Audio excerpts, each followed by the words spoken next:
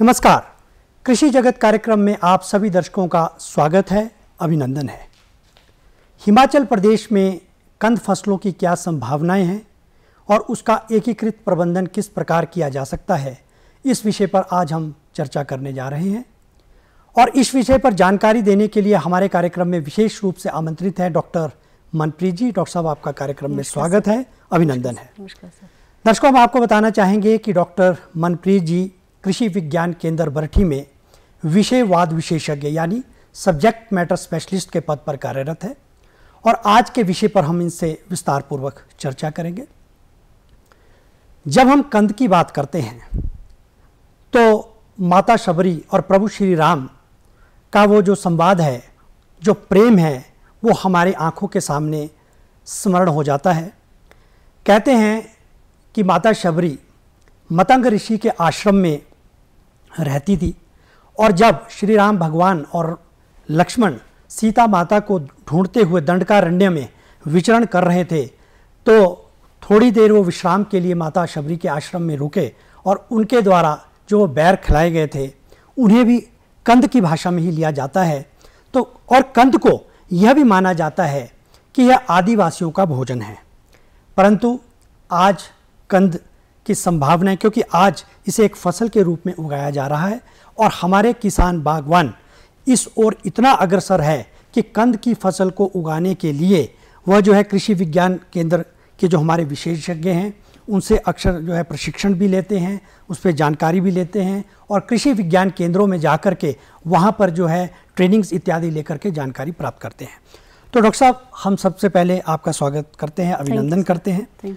हम आपसे जानना चाहेंगे कि कंद फसलों से क्या अभिप्राय है, क्योंकि देखिए, एक तो मैंने आपको माता शबरी और प्रभु श्री राम वाले संवाद का जो है स्मरण करवाया और दूसरे इसे कहा जाता है कि आदिवासियों का, परंतु वैज्ञानिक दृष्टिकोण से आप इसको कैसे बताएंगे और इसका क्या अभिप्राय है, इस पर दृष्टिकोण डालें। धन्यवाद सर। कंद फसलों का अगर हम एक कंद की बात करें तो ये एक भूमिगत तना होता है जो भूमि के अंदर पनपता है और भूमि के अंदर पनपता है और इसको एक मेन खाद्य पदार्थ की तरह जो है प्रयोग किया जाता है। खाद्य पदार्थ के अलावा जो है ये जो कंद है ये एक बीज का भी काम करता है। तो कंद जो है वो बीज और खाद्य पदार्थ एक तरीके से दोनों हैं। जैसा आप बता रहे थे कि ये एक आदिवासियों का भोजन है, ये आपने जो इसकी हिस्ट्री है, अगर हम बात करें कि कंद फसलें कहाँ लगाई जाती हैं तो जो मार्जिनल जो हमारे आदिवासी लोग हैं, जो ऐसे किसान हैं जिनके पास जो है सुविधाएं, खेती के लिए सुविधाएं ज़्यादा नहीं है, तो मेनली उन क्षेत्रों में इसकी खेती बाड़ी जो है वो एक तरीके से शुरू हुई है।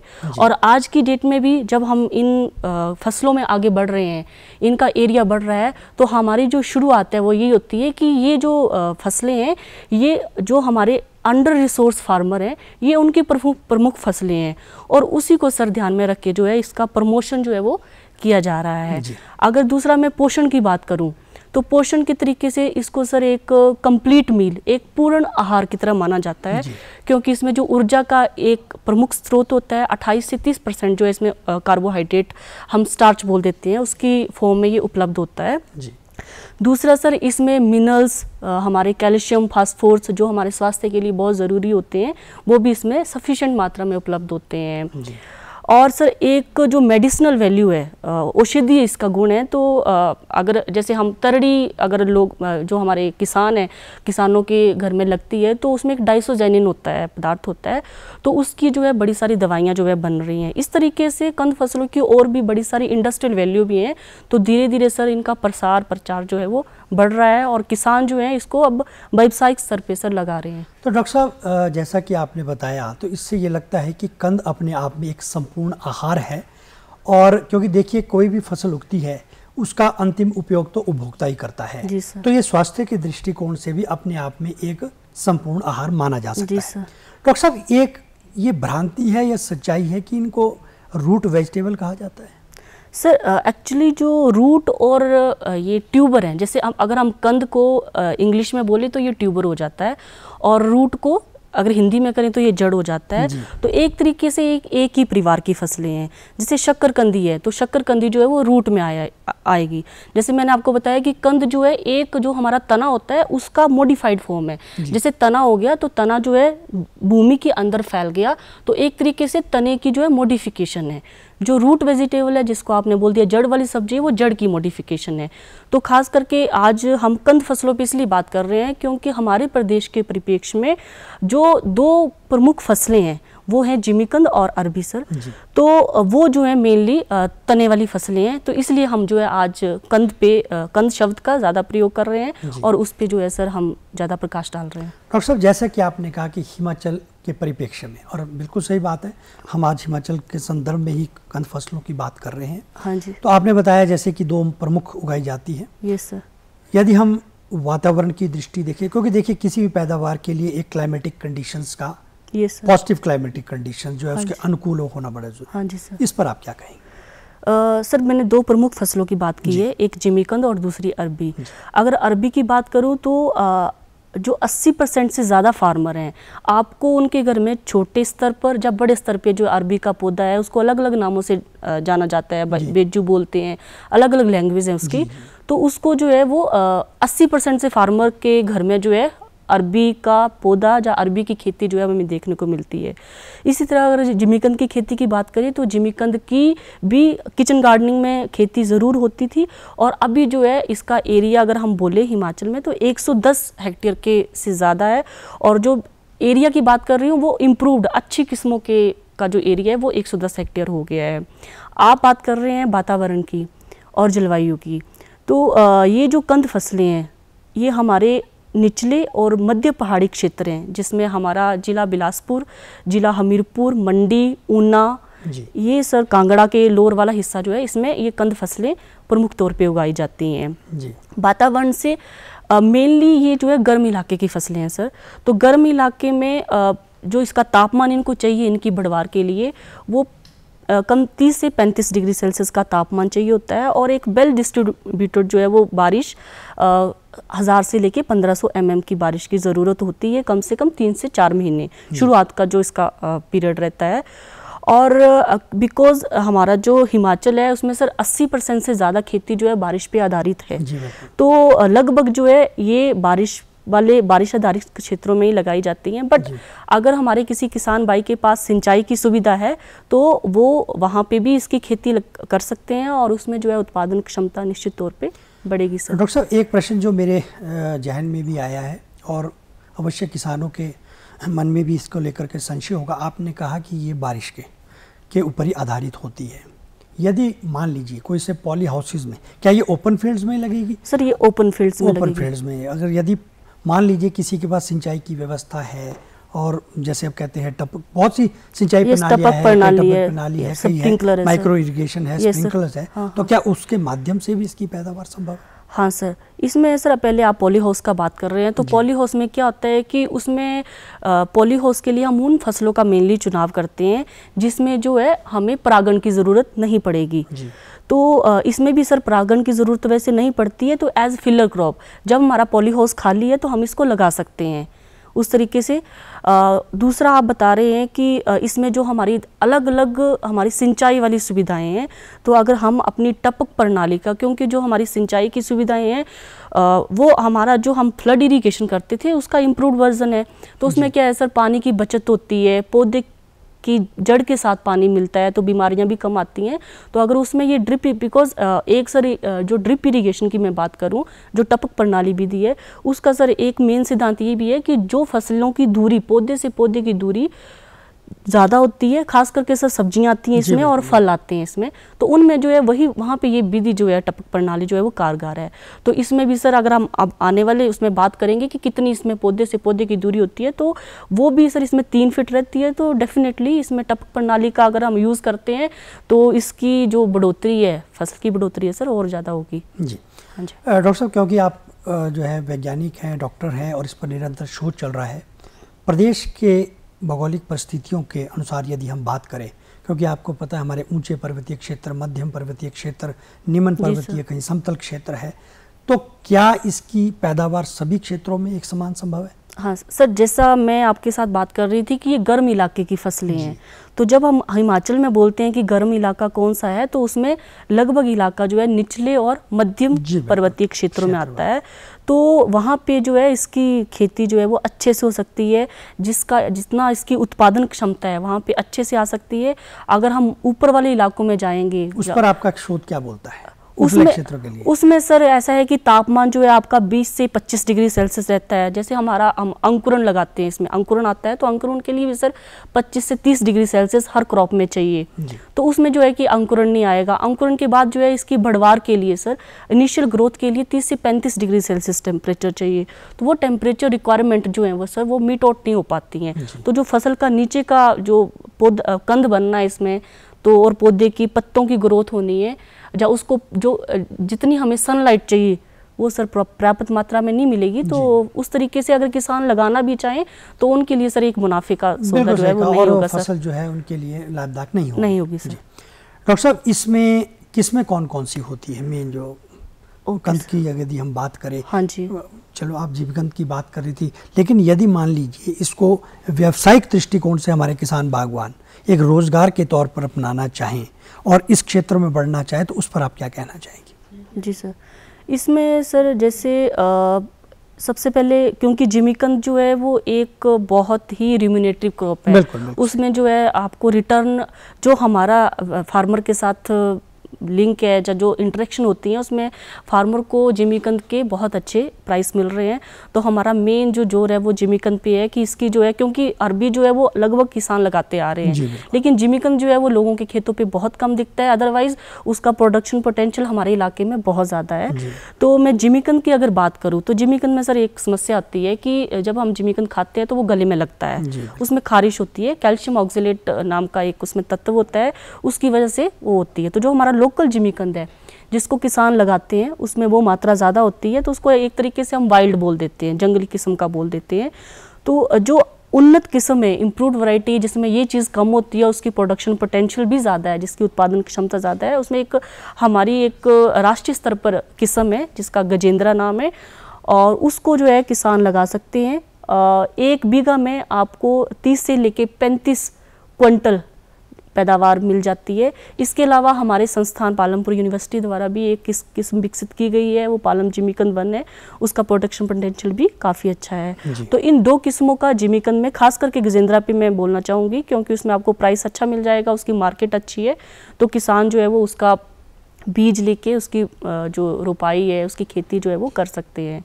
एक सर दूसरी समस्या आ जाती है कि ठीक है हमने बता दिया कि ये वाली है, लेकिन हमारे यहाँ पे हिमाचल में बीज मिलना थोड़ा सा मुश्किल है। तो मैं किसानों को सलाह दूंगी कि अगर आपको जिमीकंद की अच्छी वैरायटी का अगर बीज चाहिए तो आप हमारे संस्थान जो रिसर्च स्टेशन है, अनुसंधान उप केंद्र है बिलासपुर में, आप वहाँ पे आके हमसे संपर्क कर सकते हैं। अगर आपकी ऐसी कोई प्लानिंग है तो जनवरी फरवरी में आप हमें बता सकते हैं। क्या आपका जो एक आपने जिस क्षेत्र का नाम लिया बीज का बिलासपुर में, क्या जो हमारे अन्य 11 जिले हैं तो उनको बीज की उपलब्धता वहीं से रहेगी कि अन्य भी जगह भी आपके केंद्र है, या उसके अलावा बीज की उपलब्धता के लिए आपके केंद्र द्वारा कोई सुनिश्चितता निर्धारित की जाती है? सर एक्चुअली हमारा एक केंद्रीय कंद फसल अनुसंधान संस्थान है, वो केरला में है, और उसके जो है वहाँ का एक प्रोजेक्ट जो है all India coordinated research project जो है वो हमारे संस्थान पे चल रहा है। तो उसमें सर 21 सेंटर जुड़े हुए हैं, और 21 सेंटर मतलब कि उसमें से 18 से 19 प्रदेश हैं, अलग अलग देश भर के प्रदेश हैं। तो अगर वहाँ से भी बीज जो है, जैसे गजेंद्रा की बात मैं कर रही हूँ, तो हम वहाँ से भी बीज प्रोवाइड, अगर हमारे पास उपलब्ध नहीं होता है, फार्मर को ज़्यादा चाहिए तो हम उपलब्ध करवाते हैं। तो उस तरीके से वहाँ से प्रोक्योरमेंट की जा सकती है। कहने का मतलब है कि यदि हमारा किसान बागवान इस क्षेत्र की ओर बढ़ना चाहे, बीज की उनको ज़रूरत है, तो आपके केंद्र के साथ जो है समन्वय स्थापित करके वहाँ से बीज की उपलब्धता हो सकती है। बिल्कुल सर। डॉक्टर साहब, रोपाई इसका एक महत्वपूर्ण घटक रहता है, इसके लिए क्या विधि होनी चाहिए? रुपाई के लिए सर सबसे पहले रुपाई का समय मैं आपके साथ डिस्कस कर लूं, क्योंकि हमने पहले बात की है कि हमारे जो फसलें हैं वो बारिश पे आधारित हैं। जी बिल्कुल। और ये जो बारिश का टाइम है ये मई के 2nd वीक में मानसून का आगमन रहता है। तो जो इसका टाइम है लगाने का, क्योंकि हमने पानी की जो रिक्वायरमेंट है वो हमने बारिश से ही पूरी करनी है। तो मई का जो पहला 2 हफ्ते है उसमें जो है किसान इसकी रुपाई जो है प्लान कर सकते हैं। दूसरा इसमें क्योंकि सर ये कंद वाली फसलें हैं, ज़मीन में लगती हैं, तो जो खेत की तैयारी है वो इसमें बहुत ही महत्वपूर्ण एक इम्पोर्टेंट पार्ट है। तो उसमें खेत की तैयारी इस तरीके से कि उसमें 2 से 3 बार गहरी जुताई हो जाए, उसमें किसी प्रकार के पत्थर या किसी प्रकार के डेले नहीं होने चाहिए। अगर वो डेले होंगे तो उससे क्या है कि हमारे कंद की शेप बिगड़ सकती है उसका, और उसका वो नीचे जैसे फैलेगा तो उसका फैलाव में भी कमी आ सकती है। तो जो है खेत की गहरे से जुताई कर लें। और जो मिट्टी की अगर हम बात करें तो बुलई दोमट चिकनी मिट्टी जो इसके लिए उपयुक्त मानी गई है। अब क्या होता है कि हो सकता है किसान की मिट्टी जो है वो थोड़ी सी भारी हो सकता है किसी खेत का कुछ ऐसा हो कि पानी रुकता हो, मिट्टी ज़्यादा सेट हो जाती हो, तो उसमें किसान ऐसा कर सकते हैं कि जैसे इसमें रोपण की 2 विधियां हैं। सब यहीं से मैं एक जुड़ा मृदा से, क्या इसमें मृदा परीक्षण की भी आवश्यकता रहती है इन कंद फसलों के लिए? हाँ सर मृदा परीक्षण जो है एक जर्नल जो रहते हैं कि हम हर फसल के लिए कर सकते हैं। क्या है कि हम उसमें देखेंगे कि मृदा परीक्षण का जो हमारा मेन फोकस, हमारा मेन उद्देश्य जो होता है कि इसमें कितने पोषक तत्वों की मात्रा कितनी है। तो कई बार होता है कि किसानों के खेत में पोषक तत्व पहले से ही मौजूद होते हैं, हो सकता है पिछली वाली फसल में लगाए हों तो वो एक रेजिड्यू है वो बचा रहता है, तो अगली वाली जो फसल है उसके लिए उसको कम अप्लाई करना पड़े। बट किसान क्या करता है कि उतनी ही मात्रा में अगली फसल के लिए भी अप्लाई कर देता है। तो एक जो हम बोलते हैं कि न्यूट्रिएंट पोषक तत्वों का प्रबंधन, तो उस तरीके से उस परिप्रेक्ष्य में जो है हमारा मृदा परीक्षण जो है वो हर फसल के लिए हम कर सकते हैं। जी डॉक्टर साहब, जैसा कि आपने पोषक तत्व प्रबंधन की बात करी, तो प्रबंधन तो जो है कंदमूल फसलों में भी करना पड़ता होगा, और वैसे भी हमारे आज के विषय का दूसरा सेगमेंट एकीकृत प्रबंधन या इंटीग्रेटेड जिसको मैनेजमेंट बोलते हैं, तो इस पर क्या कहना चाहेंगे आप? सर अगर कंद फसलों की बात करें तो ये एक बहुत ही बढ़िया जो हम खाद या दूसरे अपने न्यूट्रिएंट पोषक तत्व अप्लाई करते हैं उनको बहुत अच्छे से रिस्पॉन्ड करते हैं। अगर मैं बताऊं आपको तो इसका यूटिलाइजेशन बहुत ज़्यादा है, मतलब वेस्टेज बहुत कम है न्यूट्रिएंट की, हमारे पोषक तत्वों की। तो पोषक तत्वों को जो है जैसे आप एकीकृत की बात कर रहे हैं, तो एकीकृत में सबसे पहले एक तो हमारा खाद्य यूरिया आ गया, सिंगल सुपर फॉस्फेट आ गया, म्यूरेट ऑफ पोटाश आ गया, ये हमारे मेजर जो है सोर्स हैं, एनपीके जिसको बोल देते हैं, नाइट्रोजन फास्फोरस पोटाशियम। दूसरा क्या है कि सर ये तो हमारे मीट आउट हो जाते हैं, हम जो बाहर की खाद्य हमारे केमिकल खाद्य हैं उससे दे देते हैं। बट एक जो एकीकृत जो हम वर्ड यूज़ करते हैं उसमें हमारा यह रहता है कि जो हमारे घर की खाद्य हैं, गोबर खाद है, वर्मी कंपोस्ट है, उसका भी इसमें यूज़ करें। तो अगर हम कंद फसलों की बात करें तो 1.5 से लेके 2 टन जो है 1 बीघा में हम गोबर की खाद मिलाएं। उसके बाद जैसे यूरिया रहता है तो 30 kg 16 kg urea, 30 kg super phosphate SSP और 10 kg जो है वो हम म्यूरेट ऑफ पोटाश जो है वो लगा सकते हैं। इसमें क्या है कि सर ध्यान रखना है कि जो हमारा नाइट्रोजन और पोटाशियम है N और K है उसको हम 2 उसमें अप्लाई करें, हाफ करके 50-50%। एक जो है वो हम जब फसल लगाते हैं उससे 20 से 25 दिन बाद, और जो बची हुई मात्रा है उसको 1 महीने के बाद अप्लाई करें। और जो हमारा फास्फोट होता है उसको फास्फोरस को जो है जब लगा रहे हैं फसल को उसी टाइम पे पूरा हम लगाते हैं। तो कहने का मतलब है किसान बागवान भाइयों को पोषक तत्वों के प्रबंधन के लिए बड़े ही ध्यान से मतलब इन बातों का ध्यान रखता कि उससे फसल को ना तो नुकसान हो और अच्छी पैदावार आ सके। हाँ जी सर। डॉक्टर साहब, क्योंकि बरसात का मौसम है, घास बहुत जल्दी उगता है, तो खरपतवार भी एक बहुत बड़ी समस्या रहती होगी, इसके लिए कैसे क्या करें? हाँ जी सर, खरपतवार क्योंकि ये जैसा आप बता रहे हैं बरसात का मौसम है, तो सबसे पहले एक जब हम इसका रुपाई कर रहे हैं तो रुपाई के बाद क्या होता है कि कंद फसलों में हम अगर किसान के पास हरी या सूखी हुई घास उपलब्ध है तो वो उसका आच्छादन या मल्चिंग जिसको बोलते हैं उसको बिछा दे। उससे क्या होगा कि उससे 2-3 फायदे हैं। सबसे पहला फ़ायदा जो है कि जो अंकुरण है वो जल्दी आएगा। दूसरा फ़ायदा जो है कि जो हमारा पानी जो है उसकी इवेपोरेशन जो बाष्पीकरण है वो जो एक चला जाता है वायु में उसके वो भी कम होगा, लॉसेस कम होंगे। और तीसरा जैसे हम खरपतवार प्रबंधन की बात कर रहे हैं तो पहले जो हमारा 45 से 50 दिन है फसल के, तो उसमें जो है घास की समस्या नहीं आएगी। अगर किसानों के पास इतनी मात्रा में अगर घास उपलब्ध नहीं है तो वो जो है कि एक जो प्री स्प्राउटिंग अंकुरण से पहले जो है एक जिस दिन वो लगाते हैं 24 घंटे के अंदर एक दवाई होती है पेंडिमिथिलिन, उसका स्प्रे कर सकते हैं। और अगले 45 दिन पे और 90 दिन पे जो है 2 बार हैंड बीडिंग कर सकते हैं। हमने जो हमारा अपना एक्सपीरियंस है, हमने ये पाया है कि कई बार हमारा ये मानना हो जाता है कि हाथ से घास निकालना जो है वो थोड़ा उसमें हानि ज़्यादा हो जाती है, थोड़ा हमें शॉर्टकट चाहिए, केमिकल चाहिए। पर हमने ये पाया है कि जो हाथ से घास निकालते हैं उसमें कोई ऐसा इकोनॉमिकल लॉस जो है वो नहीं है। तो हैंड बीडिंग भी जो है एक हमारा हर्बिसाइड की spray followed by 2 hand weeding जो है उससे जो है घास की समस्या से निजात पाया जा सकता है। डॉक्टर साहब, हार्वेस्टिंग की यदि हम बात करें तो उस पर आप क्या कहना चाहेंगे? कंद फसलों की अगर मैं बात करूं तो इसमें जो हार्वेस्टिंग है, खुदाई है फसल की, वो सबसे इम्पोर्टेंट है। क्योंकि जैसा हमने प्रोग्राम के बहुत शुरू में बात की कि ये कंद फसलें जो है खाने का पदार्थ तो है ही है, खाद्य फसल तो है ही है, लेकिन ये बीज का भी काम करती हैं। तो हमने जो है उसको जो हार्वेस्टिंग करनी, जब खुदाई करनी है तो हमें ये ध्यान होना चाहिए कि इस बीज को हमने अगले 3-4 महीने जो है बचा के भी रखना है। तो सबसे पहले तो मैं ये बात करूं कि हार्वेस्टिंग जो है खुदाई हम कब करें, तो जब हमारी पत्तियां जो हैं पीली पड़ना स्टार्ट हो जाएं, जैसे सर हम प्याज में करते हैं, लहसुन में करते हैं, उस तरीके से कंद फसलों में भी जब पत्तियां पीली पड़ जाएं और नीचे पड़ जाएं तो उस टाइम पे जो है हार्वेस्टिंग जो है शुरू कर सकते हैं। जैसा हम बता रहे थे कि मई में लगाते हैं, तो सब्जी के लिए ये जो आपको मैं बता रही हूँ बीज के लिए कब निकालना है। अगर सब्जी के लिए क्या होता है कि हम नवंबर में भी इसकी हार्वेस्टिंग कर सकते हैं। अमूमन इसका जो टाइम होता है वो 6 से 7 महीने की फसलें होती हैं, कंद फसलें।